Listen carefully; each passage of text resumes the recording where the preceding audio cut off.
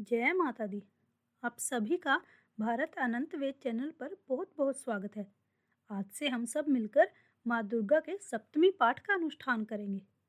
दुर्गा सप्तशती के 13 अध्यायों को हमने नवरात्रि के पवित्र दिनों के अनुसार बांटा है, ताकि प्रत्येक भक्त नवरात्रि के हर दिन की विशेषता के अनुरूप माँ दुर्गा की आराधना कर सके और नवरात्रि दिनों की विशेषता के अनुसार बनी इन वीडियोस को हमारे चैनल पर सुन सके। यह विभाजन भक्तों को नवरात्रि के अनुरूप अध्यायों को सुनने में सहयोग करेगा, जिससे वे इस पवित्र समय के दौरान माँ की असीम कृपा को प्राप्त कर सके। दुर्गा सप्तशती का पाठ हमें अपने शत्रुओं से रक्षा करने के साथ साथ हमारी मनोकामनाओं की पूर्ति का आशीर्वाद भी देता है। आइए हम सभी मिलकर इस पाठ को समर्पित भाव से करें और माँ की कृपा प्राप्त करें। मार्कंडेय जी बोले, सूर्य के पुत्र सावर्णी जो 8वें मनु कहे जाते हैं, उनकी उत्पत्ति की कथा विस्तार पूर्वक कहता हूँ, सुनो। सूर्य कुमार महाभाग सावर्णी भगवती महामाया के अनुग्रह से जिस प्रकार मनंतवर स्वामी हुए, वही प्रसंग सुनाता हूँ। पूर्व काल की बात है। मनवंतर में सूरथ नाम के एक राजा थे, जो चैत्र वंश में उत्पन्न हुए थे। उनका समस्त भूमंडल पर अधिकार था। वे प्रजा का अपने औरस पुत्रों की भांति धर्म पूर्वक पालन करते थे। तो भी उस समय कोला विध्वंसी नाम के क्षत्रिय उनके शत्रु हो गए।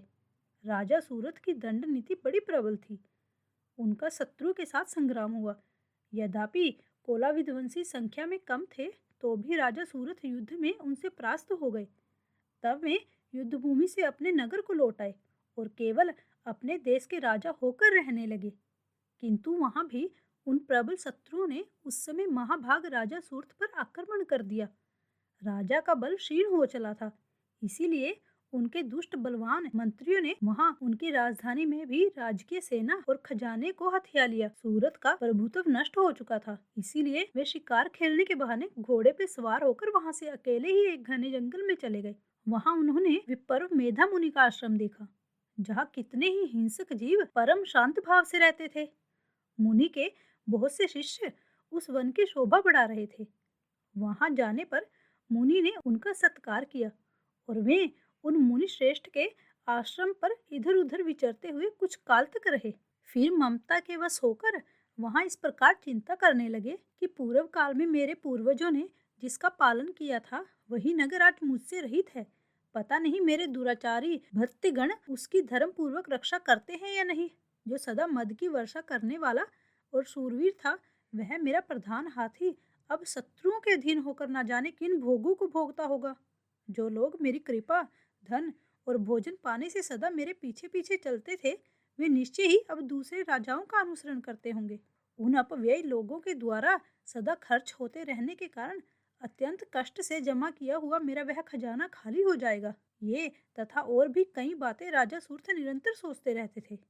एक दिन उन्होंने वहां विपर्व मेधा के आश्रम में निकट एक वैश्य को देखा। उससे पूछा, भाई तुम कौन हो? यहाँ तुम्हारे आने का क्या कारण है? तुम क्यों शोकग्रस्त होकर अनमने से दिखाई देते हो? राजा सूरत का यह प्रेम पूर्वक कहा हुआ वचन सुनकर वैश्य ने विनीत भाव से उन्हें प्रणाम करके कहा, राजन, मैं धनियों के कुल में उत्पन्न एक वैश्य हूँ। मेरा नाम समाधि है। मेरे दुष्ट स्त्री पुत्रों ने धन के लोभ में मुझे घर से बाहर निकाल दिया है।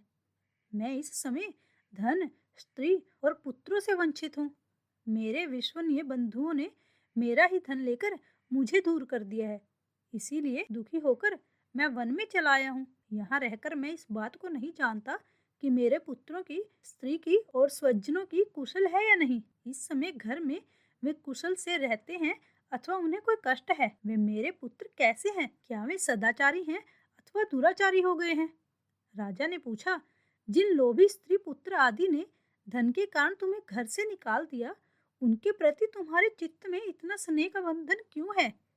वैश्य बोला, आप मेरे विषय में जैसी बातें कहते हैं वह सब ठीक है, किंतु क्या करूं, मेरा मन निष्ठुरता नहीं धारण करता। जिन्होंने धन के लोभ में पिता के प्रति स्नेह, पति के प्रति प्रेम तथा आत्मीय जन के प्रति अनुराग को तिलांजलि दे मुझे घर से निकाल दिया है, उन्हीं के प्रति मेरे हृदय में इतना स्नेह है। महामते, गुणहीन बंधुओं के प्रति भी जो मेरा चित्त इस प्रकार प्रेम मगन हो रहा है, यह क्या है? इस बात को मैं जानकर भी नहीं जान पाता। उनके लिए मैं लंबी सांसें ले रहा हूँ और मेरा हृदय अत्यंत दुखित हो रहा है। उन लोगों में प्रेम का स्वर्थ अभाव है, तो भी उनके प्रति जो मेरा मन निष्ठुर नहीं हो पाता, इसलिए क्या करूं? मार्कंडे जी कहते हैं, ब्रह्मांड तदंतर राजाओं में श्रेष्ठ सूर्थ और वह समाधि नामक वैश्य दोनों साथ साथ मुनि की सेवा में उपस्थित हुए और उनके साथ यथा योग्य न्यायानुकूल विनयपूर्ण बर्ताव करके बैठे। तत्पश्चात वैश्य और राजा ने कुछ वार्तालाप आरंभ किया। राजा ने कहा, भगवान, मैं आपसे एक बात पूछना चाहता हूँ, उसे बताइए। मेरा चित्त अपने अधीन न होने के कारण वह बात मेरे मन को बहुत दुखी करती है।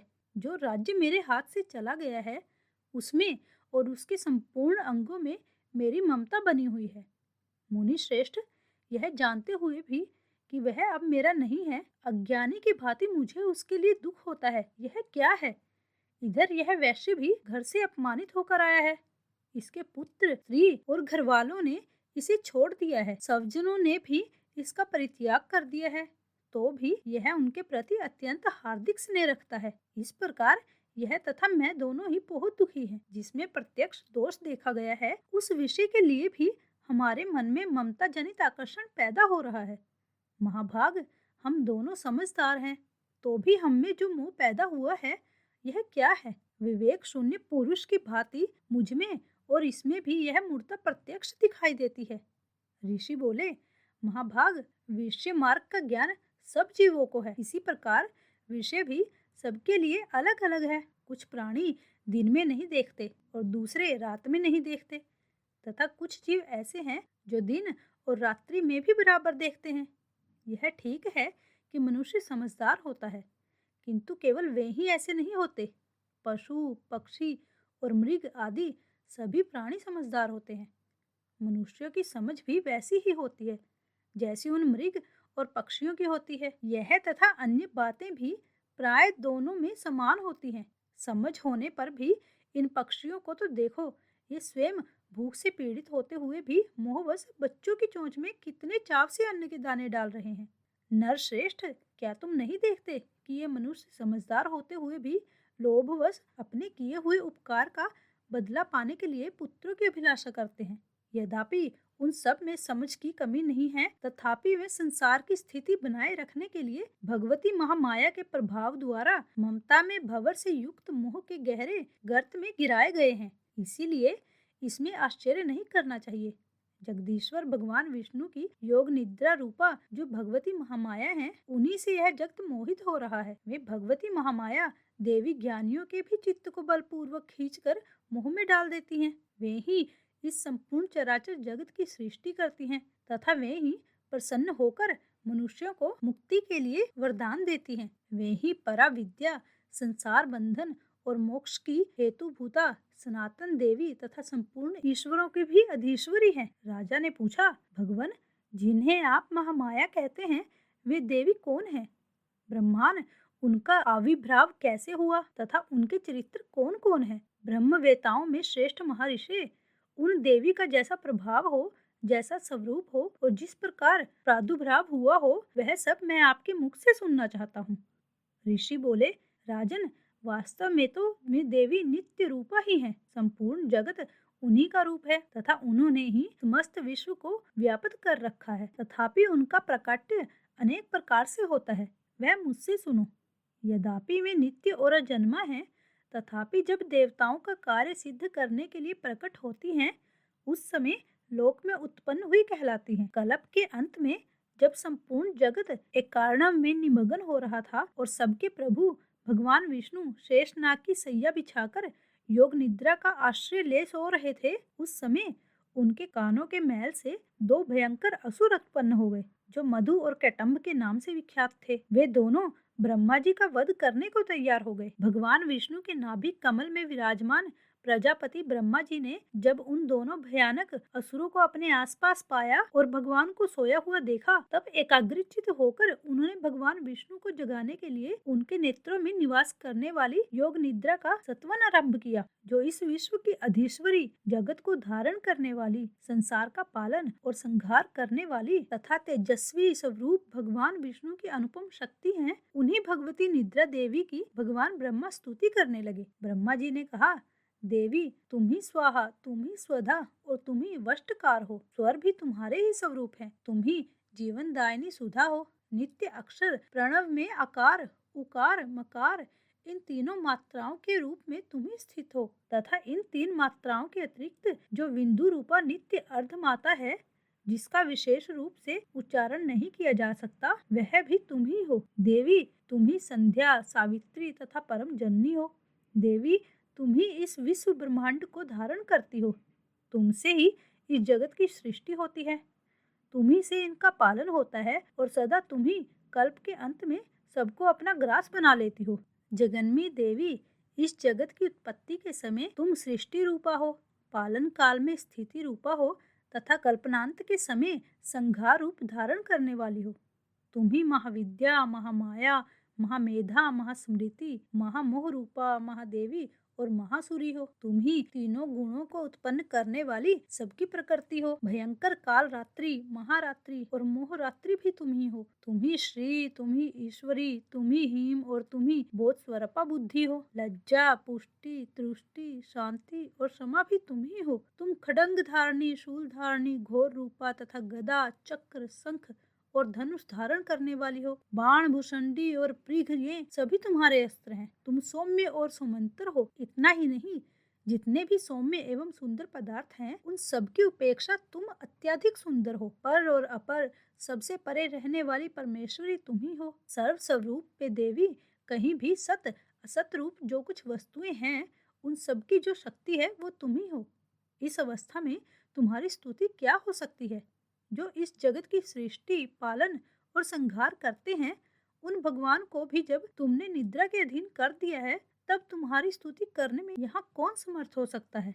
मुझको, भगवान शंकर को तथा भगवान विष्णु को भी तुमने ही शरीर धारण कराया है, अतः तुम्हारी स्तुति करने की शक्ति किसमें है? देवी, तुम तो अपने इन उदार प्रभावों से ही प्रशासित हो। ये जो दोनों असुर मधु और कैटम्ब हैं, इनको मोह में डाल दो और जगदीश्वर भगवान विष्णु को शीघ्र ही जगा दो। साथ ही इनके भीतर इन दोनों महान असुरों को मार डालने की बुद्धि उत्पन्न कर दो। ऋषि कहते हैं, राजन, जब ब्रह्मा जी ने वहां मधु और कैटम्ब को मारने के उद्देश्य से भगवान विष्णु को जगाने के लिए देवी योग निद्रा की इस प्रकार स्तुति की, तब वे भगवान के नेत्र, मुख, नासिका, बाहु, हृदय और वक्ष स्थल से निकलकर ब्रह्मा जी की दृष्टि के समक्ष खड़ी हो गई। योग निद्रा से मुक्त होने पर जगत के स्वामी भगवान जनार्दन उस एकार्णव के जल में शेषनाग की शैया से जाग उठे। फिर उन्होंने उन दोनों असुरों को देखा। वे दुरात्मा मधु और कैटम्ब अत्यंत बलवान तथा पराक्रमी थे और क्रोध से लाल आंखें किए ब्रह्मा जी को खा जाने के लिए उद्योग कर रहे थे। तब भगवान श्री हरि ने उठकर उन दोनों के साथ 5000 वर्षों तक केवल बाहु युद्ध किया। वे दोनों भी अत्यंत बल के कारण उन्मत्त हो रहे थे। इधर महामाया ने भी उन्हें मोह में डाल रखा था। इसीलिए वे भगवान विष्णु से कहने लगे, हम तुम्हारी वीरता से संतुष्ट हैं, तुम हम लोगों से कोई वर मांगो। श्री भगवान बोले, यदि तुम दोनों मुझ पर प्रसन्न हो तो अब मेरे हाथ से मारे जाओ। बस इतना सा ही मैंने वर मांगा है, यहाँ दूसरे किसी वर से क्या लेना है। ऋषि कहते हैं, इस प्रकार धोखे में आ जाने पर जब उन्होंने संपूर्ण जगत में जल ही जल देखा, तब कमल नयन भगवान से कहा, जहाँ पृथ्वी जल में डूबी ना हुई हो, जहाँ सूखा स्थान हो, वहीं हमारा वध करो। ऋषि कहते हैं, तब तथास्तु कहकर शंख, चक्र और गदा धारण करने वाले भगवान ने उन दोनों के मस्तक अपनी जांघ पर रखकर चक्कर से काट डाले। इस प्रकार ये देवी महामाया ब्रह्मा जी की स्तुति करने पर स्वयं प्रकट हुई थी। जय माता दी। आपके साथ आज का यह पाठ साझा करते हुए हमें अत्यंत आनंद आया। आशा है कि आपको यह वीडियो पसंद आया होगा। अगले वीडियो में हम दुर्गा सप्तशती के दूसरे और तीसरे अध्याय का पाठ करेंगे, जहां हम माँ की अपार कृपा और उनके विभिन्न रूपों की महिमा का अनुभव करेंगे। आपके सुझाव हमारे लिए अमूल्य हैं। कृपया अपने विचार हमें बताने में संकोच न करें।